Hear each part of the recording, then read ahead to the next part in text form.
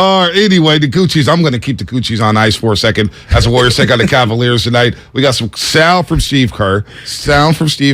About the Golden State Warriors and what's going on with the youngsters, Wiseman and Kuminga. But I did want to start here.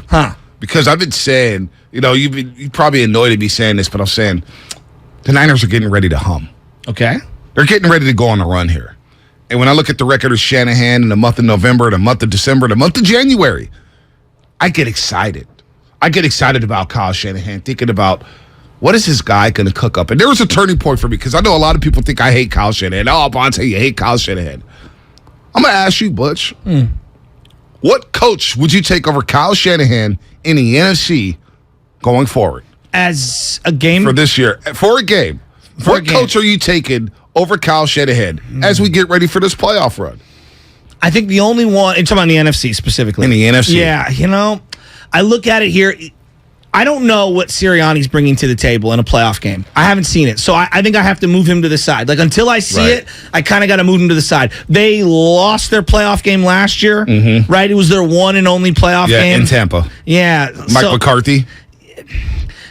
I don't think I have enough of a sample size. Do you get what I'm saying? Yeah, for Sirianni. Yes. So let's put him to the side because he gets a lot of credit for what he's done. But you're going to take Shanahan over him right now. Of course. Okay, so that's the question. I'm going through the NFC. Right. Mike McCarthy. I think Mike McCarthy's a loser. Like, that's what I think he is.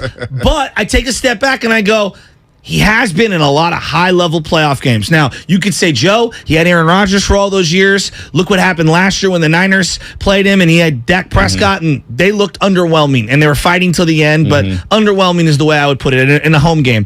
I'm taking Shanahan over McCarthy. All right, so now we got Brian Daboll. I haven't seen it, right? TBD on Brian Daboll. I'm taking Shanahan. So, Todd Bowles. Just because of Brady, you're going to give him the benefit of the doubt? I'm taking Shanahan over Todd Bowles. Yeah, I am too. Okay? It's not a question. All right? It's not a question. All right, so then we look at the NFC North. Kevin O'Connell, Minnesota. Don't know. He's been with the Rams. He won a Super Bowl with the Rams, being part of that offensive staff. But you know what my theory is on those things. I am a little reluctant to embrace someone whose head coach cuts their teeth on that side of the ball and then they get a job. Think Dan Quinn under Pete Carroll. Like, I just never really believed in him. But Mike McDaniels was under Kyle Shanahan, and he seems to be doing a really good job. And this guy up in Minnesota who was under Sean McVay seems to be doing a great job. I'm taking Shanahan right now. All right. Shanahan's a playoff proven winner. So then we go down to Pete Carroll. And this is where I kind of go up in the air. I think right now I'm taking Kyle Shanahan, but I don't want to sleep or disrespect Pete Carroll. Like, I think Pete Carroll is one of the all-time great coaches in my life. I don't know where he stacks up, but it's just him and Jimmy Johnson that won national championships and won Super Bowls. And Switzer, but Switzer, Switzer kind of won with Jimmy's team. So I lean more those two as like the top two. And I look at Pete Carroll and I thought he was done. I thought he was done, and I look at what he's done with that young roster and what he's done in the draft this year. They have knocked it out of the park in the draft this year, what he's done with Geno Smith. 2 rookie tackles. And then I look at what he's done head-to-head against Kyle Shanahan, right? It's been pretty even for the most part. It's pretty even. Yeah, no, he brings the Seahawks to play in that game on Thursday Night Football in December. It's probably going to be for the NFC West, so maybe Pete Carroll's the one guy. But even then, I still lean Shanahan. See? I still lean Shanahan because I think Shanahan's had more recent playoff success than Pete Carroll, and that matters to me. I give you the benefit of the doubt. That matters to me. So when I look at Shanahan in 2019, the Niners go 7-3 in November, December, and January. And we could remember the games. The loss to Baltimore, right? The loss to Atlanta on the last play of the game, basically. You lose those 2 games. So you're 7-3 in December, November, and January. Then I look at 2021. Niners are 9-4 in November, December, and January. You look at those losses. Those are close losses. The Tennessee game, right? The Seattle game. You have 1st and goal inside the 10-yard line. Yeah. You know what I'm saying? They've been in games, even during the pandemic season, where the Niners go 2-7 in November, December.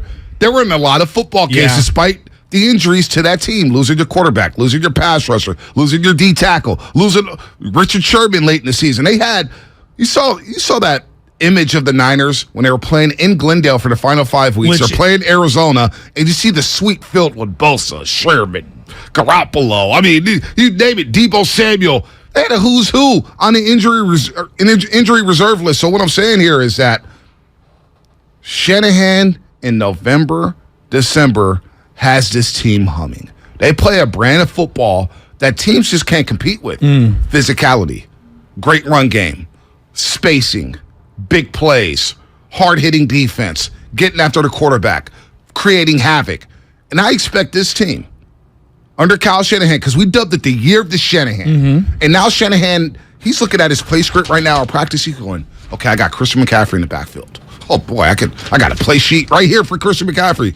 Oh, wait, Debo's back with the hammy. Well, I've got a booklet right here for Deebo Samuel. And then I got Ayuk having a career year, and I got George Kittle, who all of a sudden, he runs a seam route, and I throw McCaffrey out in the flat. Kittle's wide open because people are so hell-bent on stopping Christian McCaffrey.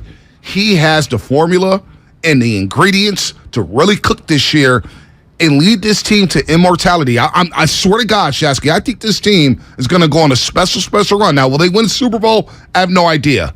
I think the playoffs is inevitable. They're going to January. They're going to be playing the big games. This Wepworthy, if they can stay healthy, health is the key for every team. But I really believe this is the year of Shanahan, and he has the ingredients where he can cook, and I expect this offense moving forward to average from 25 to 30 points a game. I truly do. You bring up health, and I look at it this way.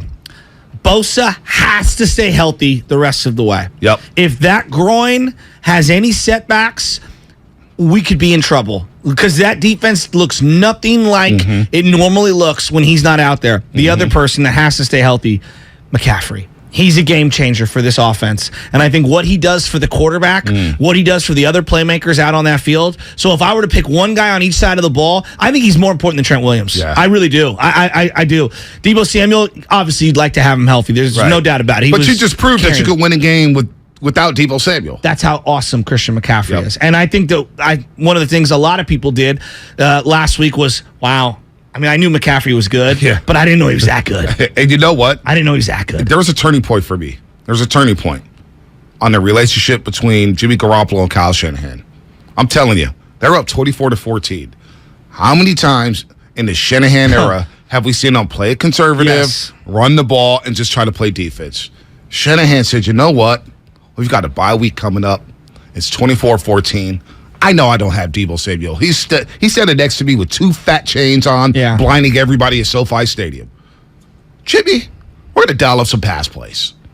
And he dialed up one to Ross Dwelly, who was wide open. To your point about play design, Dwelly was wide open, partly due to Christian McCaffrey drawing all the attention. But Dwelly's wide open, and then he allowed Jimmy Garoppolo to throw the ball down at the goal line, and he threw a dive to George Kittle. To me, Shasky, that told me a couple things. One, the relationship is getting better between Garoppolo and Shanahan because they both know this is a big year. It's up for grabs in the NFC. But two, he's confident in throwing the football to just stick a nail in the coffin of other teams. Something we haven't seen from Shanahan during the tenure of Shanahan or during these 6 years or whatever. So him going for the throat in that situation told me a lot about where Shanahan's mind is right now. No, that's really interesting. And I felt similarly, like how many times have they won games going away in the last couple of years? Exactly. And they really won that Rams game going away. And as you kind of scan the NFC, as bad as the Rams have been, the Bucs barely beat them. I know. I mean, they shouldn't have won the game. That's what I'm saying. And then I look at the head-to-head between the Niners, and look, the ball could have bounced a lot of different ways, but it didn't. And the Rams tapped out. Like, they just tapped out in that game against the 49ers. So I thought that was a very encouraging win. It feels like they're getting healthy at just the right time. Well, except for Jason Verrett, who tore his Achilles tendon at practice, and that just stinks. That stinks. I'm not trying to throw any shade on him. I just saw him playing any ball this year as gravy because he's just been hurt so much. I mean, it's a devastating injury. I feel horrible for him. I do. I feel horrible for him because he spent more time training than he has playing. It feels like that's the end of his career, which is just brutal because he's probably been playing football since he was 4 or 5 years old. But, like, not even trying to be pessimistic. I think being realistic, anyone who looks at the game logs of how often he's played over the last 6 years, it was hard to think that he was going to come in and be a sustainable impact. Respect to him, man, because tore his ACL in the fourth quarter against the Detroit Lions. That sucked. He's coming back, and look, the corner's they're gonna need help. Diamador Lenore, you're on the clock. Aubrey Thomas, you're on the clock. Sammy Womack III, it's your time. You got to help out Mooney Ward. But you know what? If you get a pass rush, I think the corners would be okay. But that's a tough blow for Jason Verrett and his career. But look, I think it's the year of Shanahan, Shasky, with all that said. And I'm looking at Debo being back, and I think this team is about to cook